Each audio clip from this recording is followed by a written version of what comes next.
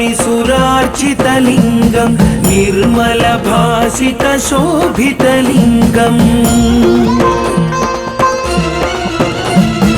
जन्मज दुःखविनाशकलिङ्गं तत्प्रणमामि सदा शिवलिङ्गं देवमुनिप्रवरार्चितलिङ्गं कामदहनकरुणाकरलिङ्गं रावणदर्पविनाशनलिङ्गं तत्प्रणमामि सदा शिवलिङ्गम्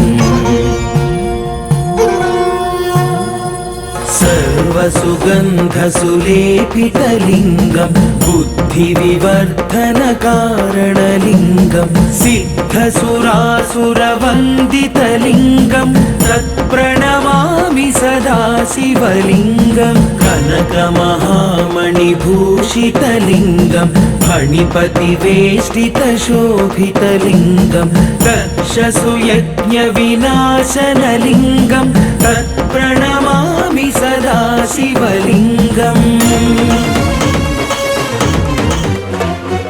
कुङ्कुमचन्दनलेपितलिङ्गं पङ्कजहारसुशोभितलिङ्गम् सञ्चितपापविनाशनलिङ्गं तत्प्रणमामि सदा शिवलिङ्गं देवगणार्चितसेवितलिङ्गं भावैर्भक्तिभिरेव च लिङ्गं दिनकरकोटिप्रभाकरलिङ्गं तत्प्रणमामि सदा शिवलिङ्गम्